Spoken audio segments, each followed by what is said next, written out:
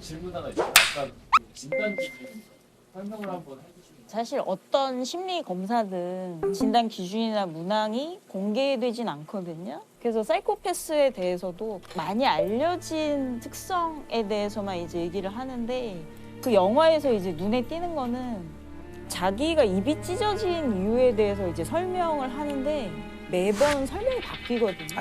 그런 거. 그러니까 처음에는 아버지 얘기를 하다가 그 다음에는 본인 부인 뭐 얘기를 하고 그게 상습적인 거짓말. 근데 너무 그럴듯하게 한다는 거죠. 그 정도 안 정말 되라고. 있었던 일처럼. 그 영화 본 관객분들한테 물어보면 입이 찢어진 이유에 대해서 정말 그거라고 믿고 있어요. 그러니까 병리적인 거짓말이란 거는 사람이 다 거짓말을 하잖아요. 그러니까 그런 수준의 거짓말이 아니고 권력을 얻기 위해서 이 사람을 내 밑으로 두고 통제를 하기 위해서 그걸 즐기는 거짓말. 들통나도 전혀 놀라지 않고 또 새로운 거짓말을 만들어내는 거예요. 그게 성격이 된 거죠. 범죄를 저지르지 않지만 일상 속에 그런 분들 좀 있어요. 있죠. 매번 주도권을 잡아야 되는데 약간 말의 뉘앙스도 그 상황에 따라 좀 변하고 그게 리드해야 되는 사람들. 또 특성 중에 하나가 조종하고 조작하려는 게 있거든요. 그러니까 내가 이 모임의 주인이 되지 못하면 아예 그냥 거기 가지 않는 거. 왜냐하면 내 마음대로 할 수가 없으니까. 근데 보면 피상적인 평가는 좋은 경우가 많아요. 마치 리더십이 있는, 확신이 있는 것처럼. 결국은 사이코패스의 정수는 자기 중심성이거든요. 굉장히 당연한 말 같지만 나를 위해서 남들은 그냥 도구일 뿐인 거예요. 그러니까 공감 능력도 없고 죄책감도 없고 별 감정도 없고 그래서 다른 사람한테 피해를 주는 범죄 행동을 할 수 있는 거거든요. 정두영의 어떤 그 범죄 과정을 보면은 15살 때 특수절도로 이미 소년원에 가요. 갔다 와서 18세에 벌써 이제 살인을 저지르고 방범대원을 길에서 만나서 살해하고 12년 그 징역을 갔다 나온 게 이제 30살 때예요. 그러니까 살인 전과가 있고 12년을 살고 나와서도 사실 30살밖에 안 됐던 거였거든요. 나와서도 또 특수절도를 저질러서 다시 또 복역을 하고 다시 나와서 연쇄살인을 시작한 거거든요. 부산 일대에서 이제 계속 저지르다가 더 이상 부산 지역에서 저지르기가 힘드니까 이제 천안 지역으로 왔다가 오로지 그 이유만으로 그렇게 왔던 거예요. 근데 그 살인을 시작한 과정을 보면 사랑하는 여성이 생긴 거예요. 네. 그래서 동거를 같이 하고 그 여성의 어머니, 그러니까 예비 장모님과 이제 같이 살면서 정말 잘 해주셨대요. 그 정두영한테. 그리고 본인도 처음으로 이렇게 사랑을 받고 사람이 범죄를 중단하는 과정에서 가장 영향력을 미치는 두 가지 요소가 있는데 하나가 결혼이고 하나가 직업을 갖는 거거든요. 그러니까 정두영은 어떻게 보면 일생의 기회를 얻은 거죠. 다시는 범죄를 저지르지 그렇죠. 않고 살아갈 수 있는. 그래서 정두영의 목표가 내 생각에 내가 번듯하게 남들처럼 살려면 10억이 있어야 되겠다. 뭔가 PC방, 게임방 이런 걸 하고 아파트도 있고 하려면 10억라고 목표를 정하고 그 목표를 위해서 부유층 거주지역 빌라에 들어가서 그 범행을 저지르게 된 거거든요. 야, 내 행복을 위해서 그러니까. 남을 그러니까 내가 돈을 마련하는 방법은 그 방법밖에 몰랐던 거네요. 그 수영 생활을 하고 나오신 분들도 열심히 일하시는 분들 분명히 계신데 많아요. 정두영의 범죄는 사람을 죽이는 게 주 목적이 아니고 나는 10억이라는 목표를 달성해야 되는데 그러려면 연쇄를 저질러야 되잖아요. 그리고 연쇄적으로 저지르는데 잡히지 않는 게 중요하다고 판단을 했겠죠. 그렇기 때문에 목격자를 남기지 않으려고 다 살해하는 그 행태를 보이거든요.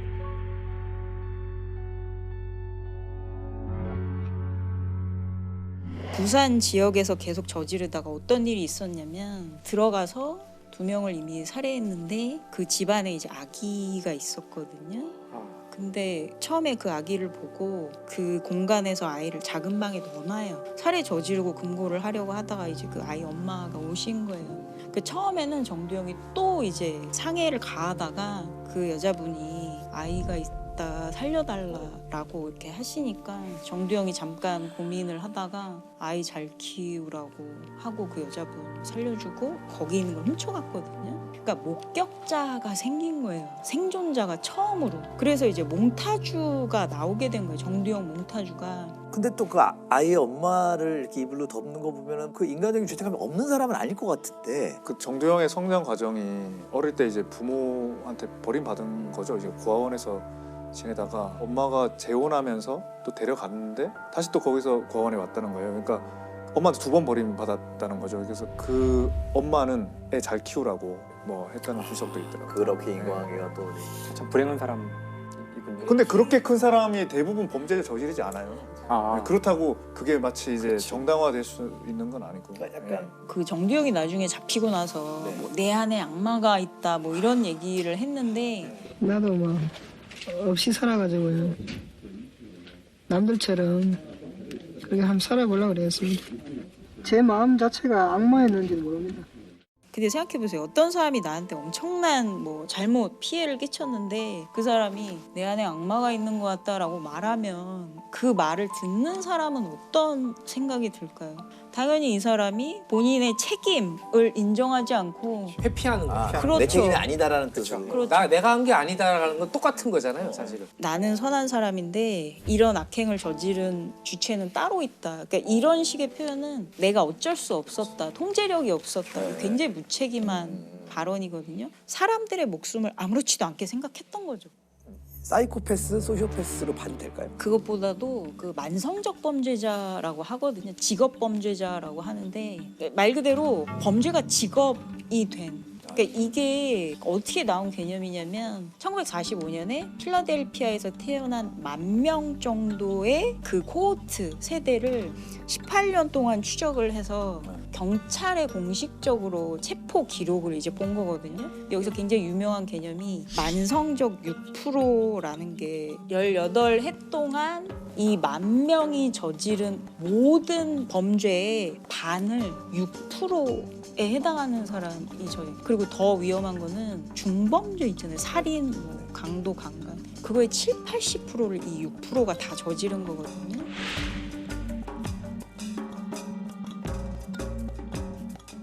그러니까 범죄학에서 얘기하는 거는 범죄는 아주 소수의 사람들이 반복적으로 저지른다. 그게 실제로 이제 연구로도 나오는데, 그러니까 정두영 같은 경우도 보면은 그 이런 만성적 범죄자의 특성을 보여주거든요. 그러니까 내가 뭔가 문제 상황이 생기거나 이런 걸 해결할 때 폭력성.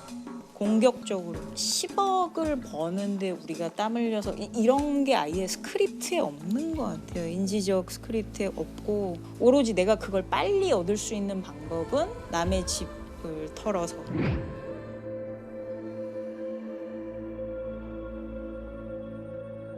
잠재 범죄자를 가려내는 작업은 좀 인권 침해 소지가 많을까요? 범죄 위험성 평가라는 도구들이 있거든요. 이렇게 범죄자 잡히면은 그 사이코패스 체크리스트 PCLR도 재범 위험성 평가 도구로 많이 쓰여요. 그러니까 이 사람이 그 사이코패시 점수가 높으면 재범 위험성이 높다라고 평가를 하거든요. 근데 제가 알기로도 법무부에서 성범죄자 재범 위험성 평가라든지 이런 도구들을 여러 개를 하고 써요. 있어요. 네. 지금 강력범에도 다 전자발찌를 채우거든요. 그러니까 전자발찌가 나온 뒤로는 많이 없어졌대요.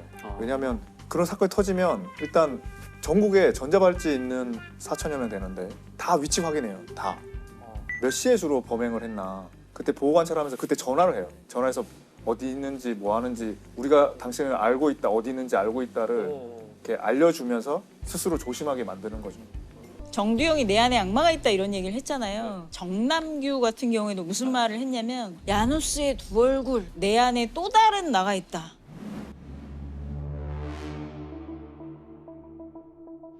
이른바 묻지마 살인으로 전국을 충격에 빠뜨렸던 서울 서남부 지역 연쇄살인 사건. 길 가던 어린아이나 집에 있던 부녀자를 성폭행하고 둔기로 내려치는 잔인한 수법으로 정 씨는 특히 피해자들에게 죄책감을 전혀 느끼지 않는다면서 아무 관계 없는 사람들을 대상으로 범행을 저질렀고 범행 수법 역시 잔혹해 살인 동기를 묻는 질문에는 담배를 피우고 싶은 것처럼 살인 충동을 느꼈고 범행 순간에 느끼는 쾌감을 위해 살인을 저질렀고 현장 검증 과정에서는 지켜보는 가족과 이웃들에게 발길질을 했고 재판정에서는 교도소 밖으로 나가면 다시 살인을 저지를 것이라고 말해 사람들을 놀라게 했습니다.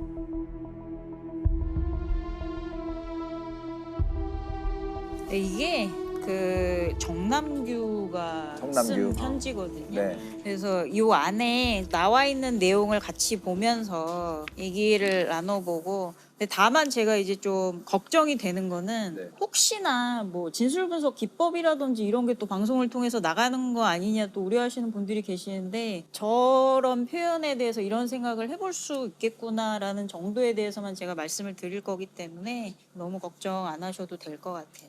이런 편지의 내용을 통해서 얼마나 많은 자기 모순과 정당화 이런 것들이 좀 들어있는지를 좀 같이 살펴보려고 하는 거거든요. 뭐 앞에는 인사를 하고 그 다음에 이제 시작이 돼요. 뭐 면회를 하는 동안 옛날의 제 모습으로 돌아간 느낌을 받았습니다. 이제 이렇게 되죠. 그리고 그 다음 문장에 그 형용사가 이게 세 개가 연달아서 나오잖아요. 온순하고 내성적이고 착한 편. 결국은 자신의 어릴 적의 긍정적인 모습에 대해서 지금 묘사를 하고 있죠. 근데 이제 그 다음 문장에 보면 그런데가 나오잖아요. 그러면 그런데라는 접속사는 앞에와 뒤에 내용이 전환될 때 쓰잖아요. 그 바로 뒤에 내 안에 또 다른 나, 야누스의 두 얼굴이라는 표현까지 나오잖아요. 다른 연쇄살인범들한테도 많이 발견이 되는, 나는 원래 착했던 사람이다, 지금 이런 걸 표현하고 싶어 하는 거죠. 그러면서 제 사건이 세상을 떠들썩하게 만든 것도 압니다. 이게 그러면서 그 바로 다음 문장으로 넘어가면 언론에서 보도에 알듯이라고 나오잖아요. 여기서 이제 보이는 거죠. 정남규는 자신의 사건이 알려지는 거, 그 다른 사람들이 언론을 통해서 이걸 보도하는 이런 거에 굉장히 신경을 쓰는구나. 이제 법정에서 이해가 되지 않는 저의 모습도 이거는 이제 법정에서 자기가 이해받지 못했다는 걸 알고 있잖아요. 네, 저도 그 표현 되게 눈여겨봤는데 시점이 1인칭에서 3인칭으로 변하는 부분들이 있거든요. 그러니까 법정에서 나를 지켜보는 사람들이 이해가 안 될 거라고 자기가 생각하는 거잖아요. 그러니까 자기 모습이 어떻게 비춰지는지에 대해서 굉장히 사실 의식을 많이 하고 있어요. 그리고 사실 조심할 거는 이 편지는 어쨌든 세상 밖으로 이제 나가는 편지인데 구치소에서 더군다나 기자한테 이거를 써서 보낼 때는 알려지라고. 그렇죠. 자기가 어떻게 보일 것인지에 대해서 생각을 어느 정도 하고 쓴 편지라는 거를 저희가 염두에 두고 있어야지 사실 더 경계를 할 수 있죠. 두 번째는 계속 자기 잘못이라기보다는 사회의 책임이라는 걸 계속 강조하고 있군요. 거기 보면 뭐 부유층에 대한 반감 뭐 이런 얘기가 나오는데 사실은 정남규의 범행은 부자나 이것과는 굉장히 관련이 없거든요. 그러니까 정남규의 피해자들은 대부분 어린아이나 여자나 우유 배달하시는, 그러니까 혼자 이렇게 계시는 분들. 사실 이거는 본인의 범행에 어떤 명분이 있는 것처럼 보이게 하기 위한. 여기 보면 95년도에 치료가면서 살인 충동을 느낀다고 분명히 말했는데 안 받아들여졌다. 나는 호소했는데 그렇죠. 네. 너희들이 안 받아줘서 내가 이렇게 된 거다. 라는 책임 전가 같은 것들이. 내가 95년도에 말했는데 너희들 안 들었잖아. 그래서가 인과관계를 뜻하잖아요. 그래서 아예 그냥 탓이 나오죠. 사회가 외면한 탓에. 거기 이제 마지막 그 표현을 보시면 불만을 얘기했습니다 이렇게 나오죠. 연쇄살인범이 법원의 어떤 그 판결을 기다리면서 불만을 얘기했다라는 게 사실 저희가 생각하기 되게 힘들잖아요. 근데 이런 단어 선택을 봐도 반성이나 이런 건 전혀 없고 정말 불만인 거예요. 나를 도와주지 않아서. 그러니까 너희들 탓인 거예요. 이 사회 탓. 이렇게 주장하는 거죠. 그리고 전반적으로 이렇게 쭉 훑어보니까 피해자들에 대한 감정이나 반성은 거의 한 줄도 없는 것 같아요. 없어요. 뭐 전부 자기 변명이고. 그러니까 죄책감과 죄의식을 못 느낀다는 문장을 몇 번, 벌써 2번 연속 쓰잖아요. 이게 보통 연쇄살인범 기자들한테 이렇게 공개가 돼가지고 막 진심 어린 사과. 그러니까 그런 척이라도 하는 게 사실 우리 일반적인 상식이잖아요. 그때 조주 부인이 잡혔을 때도 응. 피해자한테 하실 말씀 없냐고 했더니 입을 꼭 다물고 한마디도 안 했어요. 피해자들께 할 말 없으십니까? 손석희 사장님, 윤장현 시장님, 김웅 기자님을 비롯해 저에게 피해를 입은 모든 분들께 진심으로 사죄의 말씀을 드립니다. 멈출 수 없었던 악마의 삶을 멈춰주셔서 정말 감사합니다. 미성년자 피해자들 많은데 죄책감 안 느끼시나요? 죄책감 안 느끼시나요? 피해자들한테 사과할 생각 없으십니까? 박 사장! 저는 약간 이게 전적으로 어떤 느낌 드냐면 이 사람 자체가 자기가 지금 셀럽이라고 생각을 한다는 느낌 많이 들어요. 이게 뭐냐면 이미 자기의 운명 결정됐는데 나머지 기간을 자기를 장식하는 시간으로 보내는 거죠. 이런 표현도 굉장히 뭐랄까 타고난 킬러요? 글쎄요. 맞아. 그러니까 무슨 대사 쓰듯이 맞아. 신이 존재한다면 오직 신만이 알 것입니다. 이런 표현들도 그러니까 담배도 끊었지만 살인을 끊는 게 더 힘들었다고 이 말도 되게 충격적인 거예요. 이런 자극적인 문구가 사람들한테 이슈가 될 것 같은 자기를 이제 영화 속의 캐릭터로 비유하는 그렇게 것 보고 같아요. 있어요. 이렇게 포장하고 싶다.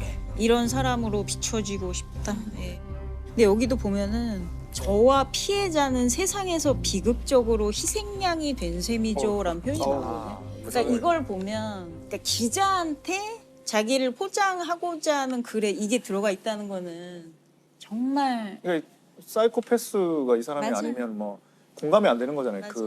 전 다 못 읽겠어요. 읽다가 더 그러니까 예, 좀 이렇게 읽다가 이렇게 별로 역해요. 그러니까 읽기 힘들어요. 역해요. 예. 어떻게 다 읽으시는지 모르겠어요, 저는. 근데 왠지 연쇄살인범만이 아니라 일반 범죄자들도 이런 식의 생각을 많이 할 거라는. 아니에요. 예. 반성문 제출할 때도 이런 합리화 많이 들어가죠. 많죠. 예.